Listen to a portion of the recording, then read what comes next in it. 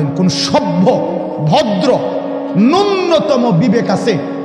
বিবেকের মধ্যে শয়তানে পেশাব করে নাই এমন সুস্থ, পাগল না, মাতাল না, এমন সুস্থ কোন মুসলমান যুবক মানুষ, পুরুষ, নারী যার ভিতরে মুসলমানের একটা জাররা আছে ঈমানের, সে এইটার দ্বারা এই 31 ডিসেম্বর 31st নাইট বর্ষবরণের নামে সম্পূর্ণ ওদের ওই দ্বিমুখী দেবতার যে উৎসর্গ করে এটার সাথে স্মরণ করে এটা উদযাপন করার কোনো যুক্তি ন্যূনতম পাগলের আসেনি? কোনো যুক্তি এটা বলেন আপনি? কি কারণ থাকতে পারে ভাই? পাগল কি এভাবে হয়ে গেল? একটাবার জানতেও চাইলা না আমি এটা কি পালন করি? একটাবারও জানার দরকার ছিল না, একটাবার বুঝারও দরকার ছিল না এটা কি 31st নাইট।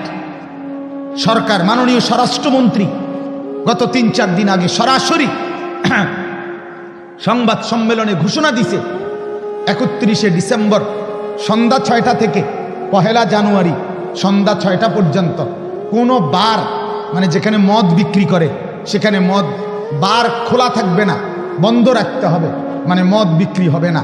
31 ডিসেম্বর থেকে 1 জানুয়ারি সন্ধ্যা পর্যন্ত কোনো ব্রিজ, এরপরে পার্ক, রেস্তোরাঁ খোলা কোনো জায়গায় কোনো নাচ গান হই হুল্লুরের অনুষ্ঠান করা যাবে না। তার মানে কি বুঝাইলো?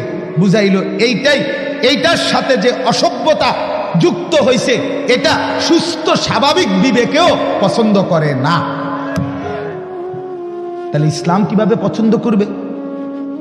সেদিন প্রথম অসংখ্য মেয়ে 31 ডিসেম্বরের 31 উপলক্ষে প্রথম ধর্ষিতা হয়, উদ্বোধন হয়। সেদিন পরকীয়ার প্রথম উদ্বোধন হয়, প্রেমের উদ্বোধন হয়, নতুন বছরে জিনা ব্যভিচারের অসংখ্য নোংরামির উদ্বোধন হয়। সেটা একজন মুসলমানের প্রিয় কেমন হইতে পারে?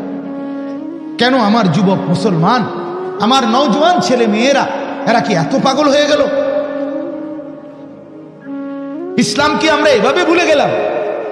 ইসলাম আমাদের কিছুই দেয় নাই, কোরআন আমাদের কিছুই দেয় নাই, আমাদের ধর্মে তাইলে কিচ্ছু নাই।